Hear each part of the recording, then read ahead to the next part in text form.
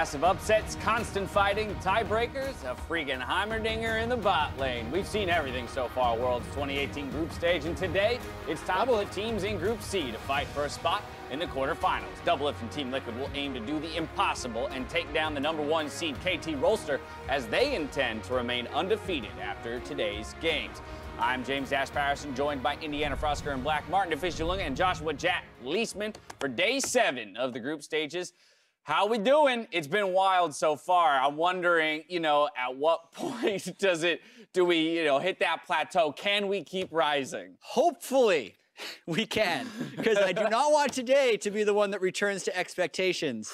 Yeah, it's been a tournament about defying expectations, and yesterday a Freak of Freaks took the #1 seed, and G2 Esports advanced to the quarterfinals as the second after a back-and-forth battle between them and the Flash Wolves. For Korea, this was a sigh of relief as the first team from their region moves on to the knockout stage. And it was the fact that a Freak of Freaks finally returned to the standard style that we expect them from the LCK. Their drafts were clean, the early game was so controlled, Spirit popped off, and it led Afrika to taking that first seed. Yeah, and I think after watching the RNG Vitality Cloud9 group, you're thinking, maybe slow teams can't win at the World Championship, but I do feel like Afrika proved that wrong yesterday because they returned to a very controlled style of top lane focused League of Legends, at least within that group. I can't wait to see them start clashing again in the quarterfinals. Can we talk about G2 now?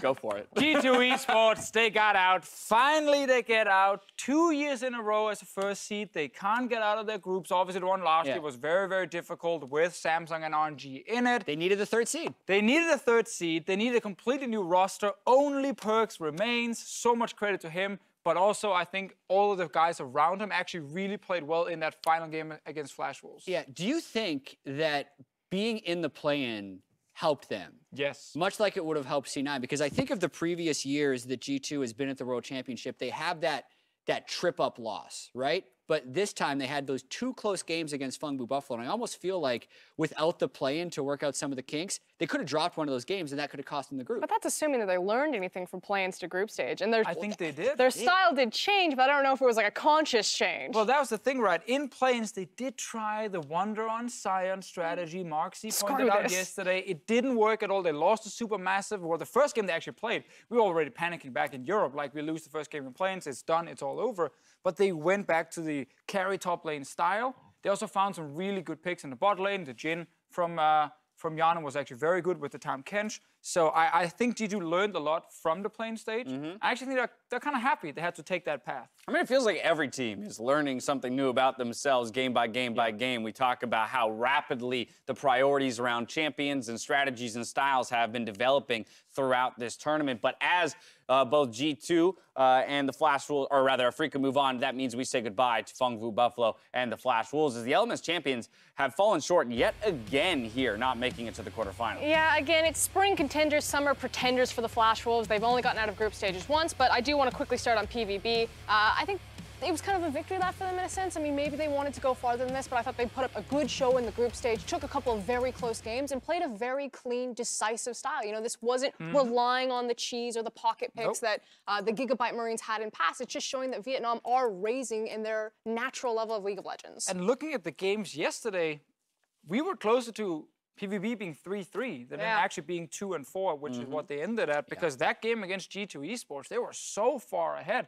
And we got to look at completely different group standings right now if they had actually closed that one out, but they obviously didn't. That's why they end up down the bottom. But all European fans absolutely love them right now because them beating Flash Wolves gave G2 that tiebreaker. Yeah, and the fact that Flash Wolves had just the Fungbu Buffalo game to win, to move them into what would have been a tiebreaker for first, and instead they lose that, then they lose the tiebreaker for second, and they're out. That is an epic collapse for Worlds because the hopes were so high after the nearly perfect summer split into the 2-0 start to the group stage. It's got to feel rough for the Flash. Thanks, Mr. Buffalo, and that's all I will say. There it is, devastating way to exit the group stages. After G2's historic win, though, Shock's caught up with the EU jungler, returning to the quarterfinals. Thank you very much, guys. I caught up with Jankos as well after that phenomenal victory versus Flash Wolves. Now, you've had a little bit of time to process it. It's been 10 minutes since the game ended. How do you look back on this crazy day and on qualifying? I mean, I think that the mistakes that we have been doing in like the Africa's game and the first game against Flash Wolves did cost us the first seed. I think we should have been first seed in this group. But I also think, you know, as an Africa actually went 1-1, so we don't know which team is better because it seems like they did pick up a lot of the slack during the kind of 2-3 days between games. So, I mean, I'm still happy that we made it out. I think the last game was kind of convincing from us, especially that they again left Hammer open and this time we just took it. So I think it was fine, but it's kind of like bittersweet feeling because I would really like to be first. You mentioned KT already as being the winner of the group that's playing tomorrow. Also, TL, MAD, and EDG are in that group. Of course, we want to know a spicy prediction from Jankos. KT, first, I gather.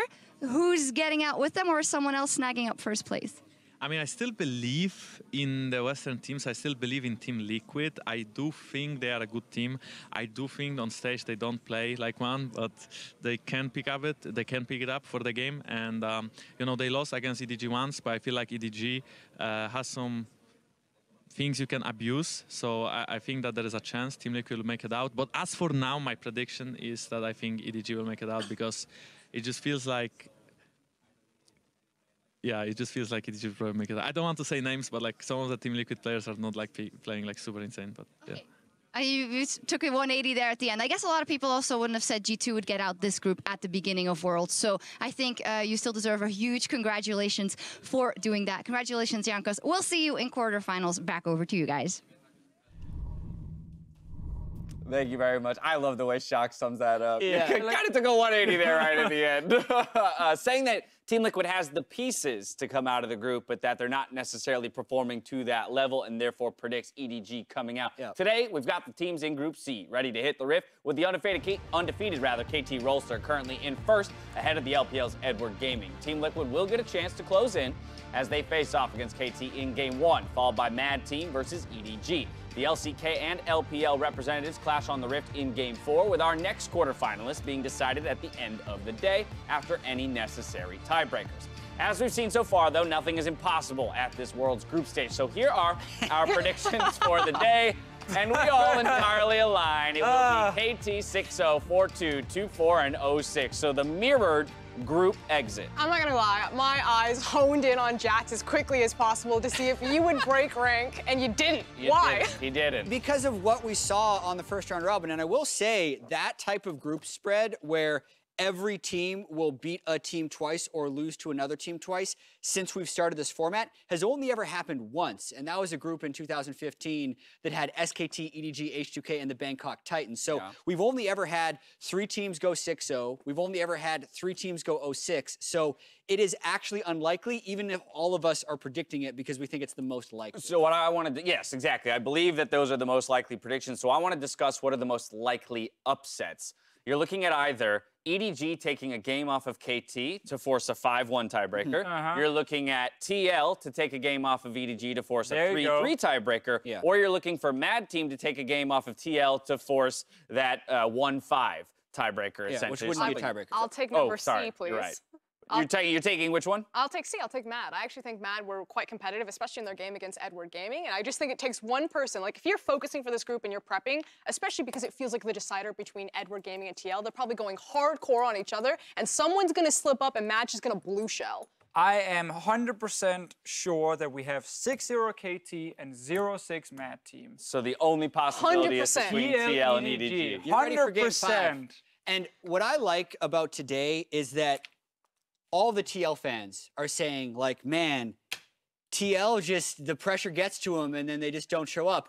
And so many of the EDG fans say the same thing. So I think mental fortitude is going to be so important today, whether or not, if Team Liquid loses game 1 of the day versus KT, can they recover for the Mad game and eventually the EDG game? And then looking at games 4 and 5, which is EDG playing KT, with the win most likely meaning they get out, they lose that one, retry against TL after just losing 15 minutes prior is going to be a big mental test for EDG. Mental fortitude, very important for the players on a day like this. Also important for us as analysts, as after days of nagging, we finally decided to give Jat some time in the spotlight with some Jat stats. So, what do you got for us today? I got a good one. So I was looking within Group C, early game stats.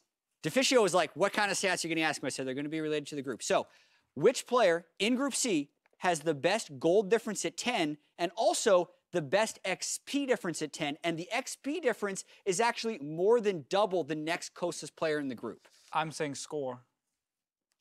Best gold difference. You think It'd have he to be wildly someone on out-jungles KT. other people by 400 gold at 10 minutes? Yeah. He gets kills early So game. the gold difference is always compared against the role. So it's like It would be one the jungler- other And this is jungler, right? just between the players in Group C. Yeah.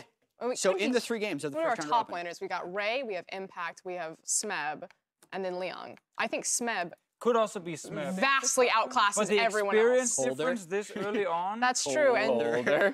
Back to the jungle. Back to the jungle. I'm on score. I'm on score personally. is it you, Cal?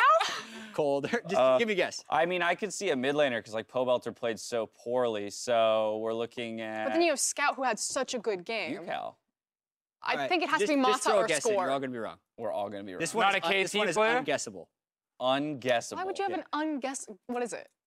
Just I said UCal. Yeah, I mean, that's UCal score, and you said 0% confidence. it's Ole. What? Plus 400 gold at 10, plus 658 XP at 10. What is happening? How is that? It's because they kept getting, like, he took a first blood, the other support is dead, he stays in lane. You're right. There's he a had turret that. dive, he stays in He had that lane. game where he had like Everyone gives 4. him He picked XP. up like 3 or 4 of the early kills, and he wouldn't hand them Ole over. in the first 10 minutes. Okay, that was good. Beast. Okay, All question right. 2. This champion in group stage has been picked 6 times and won all 6. Sivir. Lucian. All the group. Sivir. Give you Oh, a hint. Sivir. Sivir. Only a 21% Sivir. ban percentage. He says Sivir.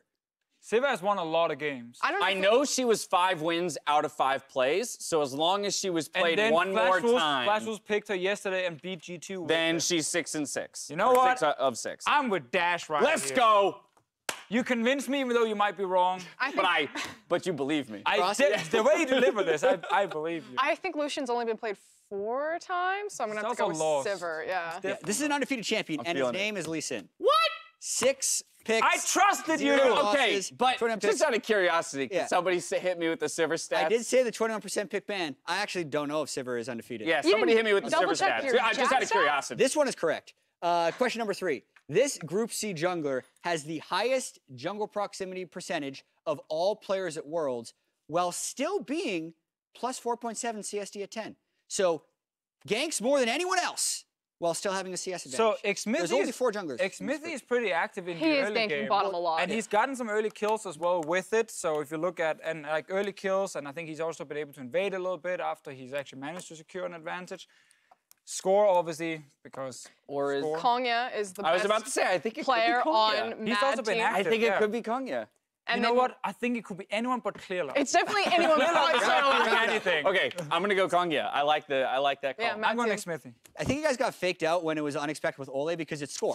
It's the Ah! best jungler at the World Championship who ganks all the time and is still up in So CS. if Jat ever decides to move away from like League of Legends casting or Yeah. analysis, I feel like he'd be great at designing game shows, like game show It's questions, true. like the mental game that he plays, where he he trains you into thinking Yeah. one way about his Unexpected. questions, and then right Super at the obvious. end, exactly, it just goes the other way. We could also prep a little bit more, you know. That's but also true. We kind of Probably could try a little more hard, do a little more homework. All right, well, we're stepping away. When we return, we'll dive into some of the key pocket picks so far at Worlds and tell you what Team Liquid needs to do if they want to upset KT. So don't touch that browser.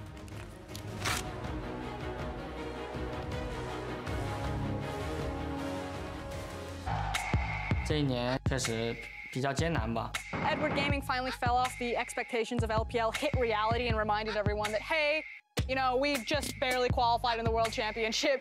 突破小组赛就是可能就能体现出我们这一年努力的价值。 Mako though with a follow-up pulse might turn it back around for EDG. They're going in for a stab with a massive shuffle. 现在我们现在记录是0胜3败，我们一定要赢接下来的3场。 They sacrificed a lot to come together, but they did it to win. They did it for a stage like this.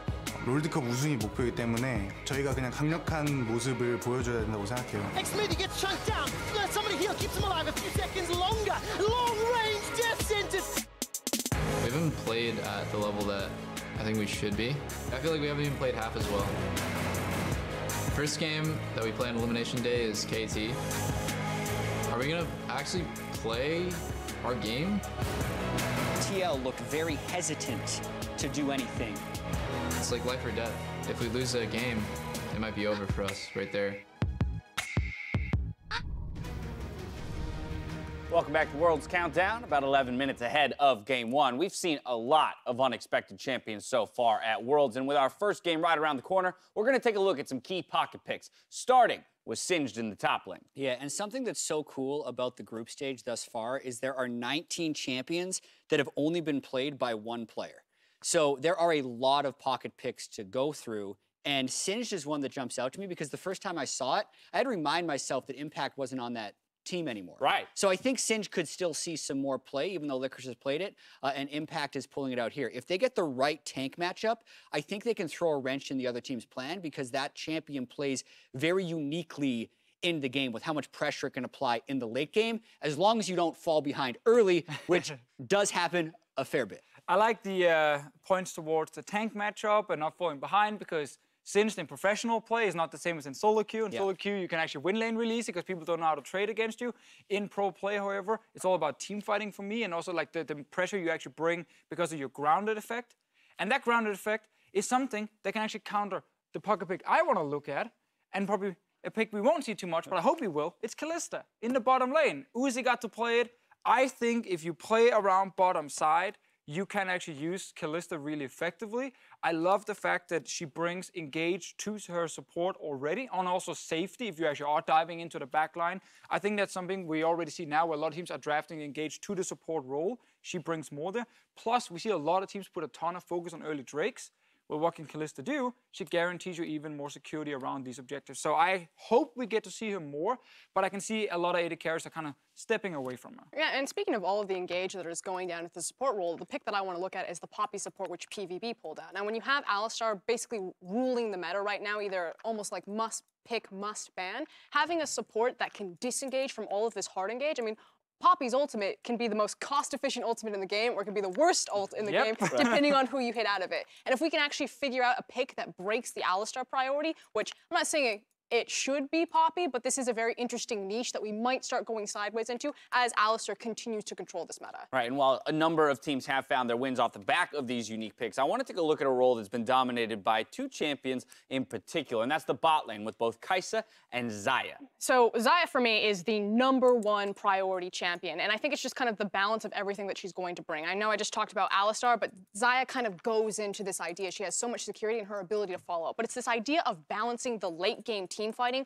with the lane power. You get the 3-item power spike. She's so good against all of these dive compositions, nocturnes running around the meta everywhere, has the ultimate to disengage. I just think she's the easiest blind pickable champion and fits well in pretty much every single composition. Yeah, what I think is interesting is that Kai'Sa, while being picked more, has been banned less, 22 picks, 11 bans, and Xayah's at 18 picks and 15 bans in the group stage. But if the day evolves and laning power for AD carries becomes more powerful like it did in the RNG C9 Vitality group, Kai'Sa could fall away without even bans, and then it only takes one ban to completely shift to the lesser played AD carries. And that's when you're going to start getting Varus, Sivir, Lucian, Triss, Jhin, Ezreal, Draven, like the more defined AD carries as far as either laning strength, wave clear, late game anti-dive, and that's when the AD carries are really going to be able to show some like personal expression on their picks. Well, that's actually what I love about this group, because I feel like you need different strategies against all the different teams. It's not like we saw in Group A or B where it felt like it was the same meta for all of them,